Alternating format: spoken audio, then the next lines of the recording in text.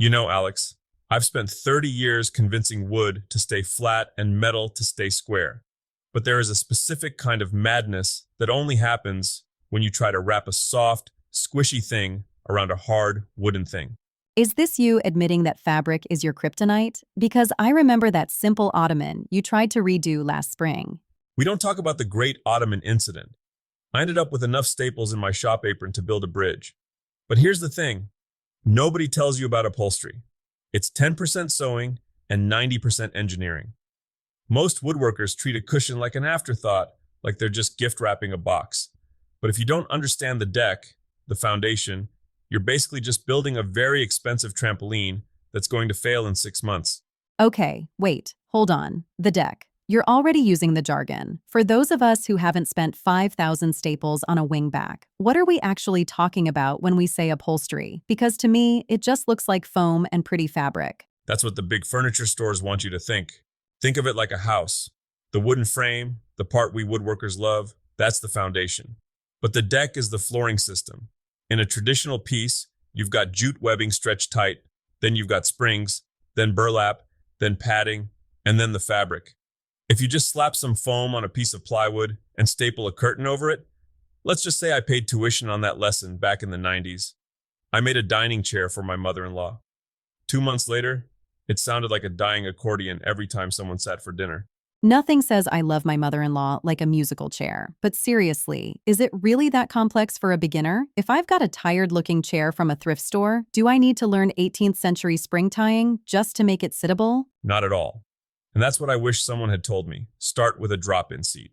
You know, like on a craftsman-style chair or a standard dining room seat where the upholstered part is just a separate frame that drops into the main chair. That is the gateway drug of upholstery. What the old-timers know but don't share is that you can actually skip the complex springs if you use the right combination of zigzag springs or S-springs. They're like long, wavy pieces of steel. You clip them to the frame, and suddenly you have a sprung foundation without needing a degree in knot tying.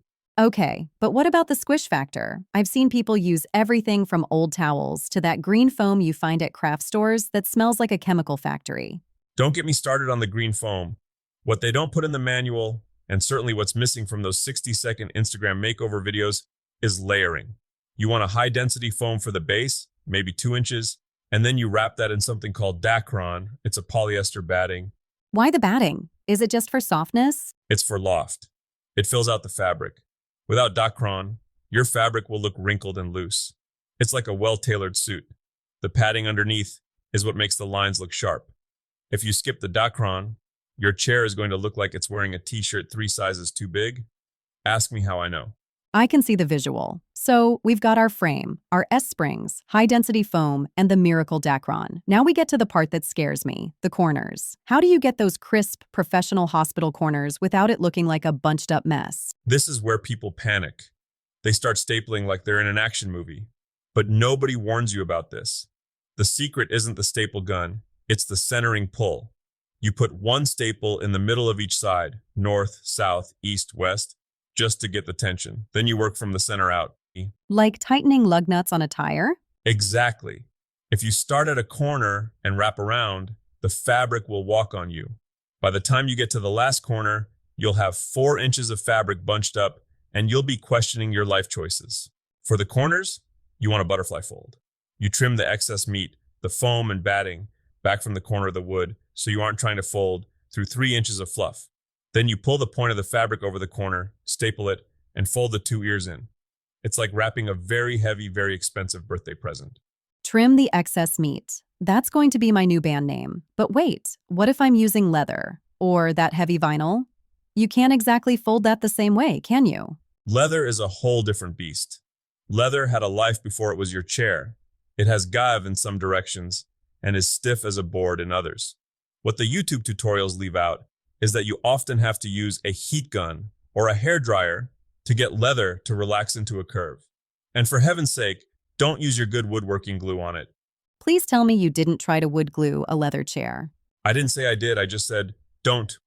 Let's just say I paid tuition on that lesson. Contact cement is your friend there, but use it sparingly.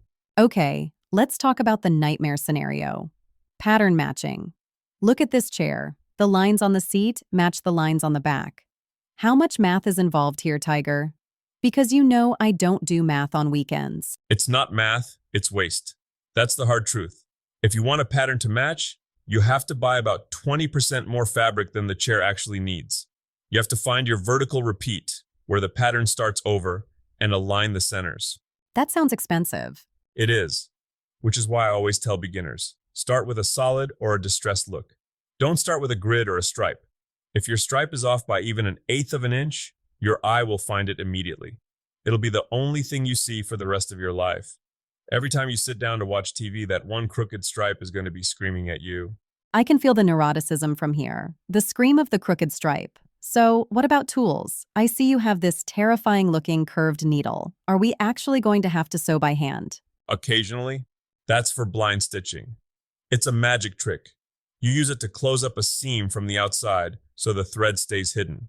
But for the most part, a woodworker's sewing machine is a pneumatic staple gun. If you're serious, skip the hand squeezer staple gun you use for Christmas lights. Get a small upholstery stapler that runs off your compressor. Why? More power, more tally-ho. It's about the nose.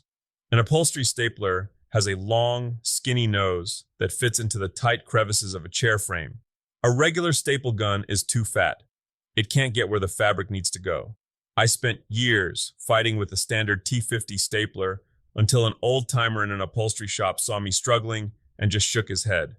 He handed me a long-nosed pneumatic gun and said, "Stop trying to drive a nail with a rock."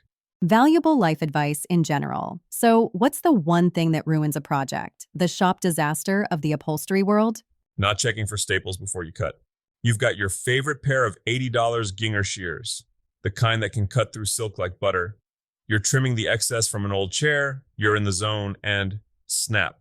You hit a 30-year-old steel staple hidden in the Hessian. You just turned your precision tool into a very expensive paperweight. Now I use a pair of cheap sacrificial scissors for the demo phase. The demo phase. That's actually a good point. Tearing down an old chair is gross, right? It's not just sawdust and wood shavings. It is a journey through time, Alex. I once opened up a Victorian-era settee and found horsehair, straw, and, I kid you not, a newspaper from 1894. But usually, you just find 40 years of pet dander and lost change. What nobody warns you about is the black dust. Old foam doesn't stay foam. It turns into this fine, sticky black powder that gets into your lungs and your pores. Hard pass. Wear a mask during the teardown, always. And take photos. Every time you pull a piece of fabric off, take a photo of how it was folded. Modern upholstery is a puzzle. The guy who put it together 30 years ago had a reason for every fold. Don't assume you can figure it out once the pieces are in a pile on the floor. That's a pro tip for basically everything in life. Take a photo before you break it. Exactly. And once it's apart, look at the frame. This is where we woodworkers get to shine. Most production chairs are held together with staples and prayers. While the fabric is off, that's your chance to re-glue the joints, add some corner blocks, and actually make it a piece of furniture again. So, overall, is it worth it? Or should we just keep making beautiful wooden benches and let people buy their own cushions at the big box store? It's the difference between a house and a home. You can make a beautiful wooden chair, but the upholstery is the part that hugs the person sitting in it. There's a deep, quiet satisfaction in knowing that the spring tension is perfect, the dacron is smooth, and the fabric is tight. It's a bridge between the hard and the soft. It's messy, it's frustrating, and you'll definitely bleed at least once when a staple puller slips. There it is, the blood sacrifice. It's required by the guild, but when you sit in it, really sit in it, and you don't hear a squeak, and the support is exactly where it needs to be, it's a win. All right, I'm sold. I might start with a footstool, though. No curves, no stripes. Just a very, very flat square. Good man, just stay away from the green foam. Noted. Here's the final takeaway. The thing I wish someone had told me. Upholstery isn't about the fabric. It's about the tension. Whether you're working with wood, metal, or cloth, you're just managing forces. Master the tension, and the beauty follows. Deep, Tiger. Very deep. Now, can we go get some coffee? I think I have black dust in my soul just hearing about that old foam. Coffee's on me. Just check your cup for sawdust first.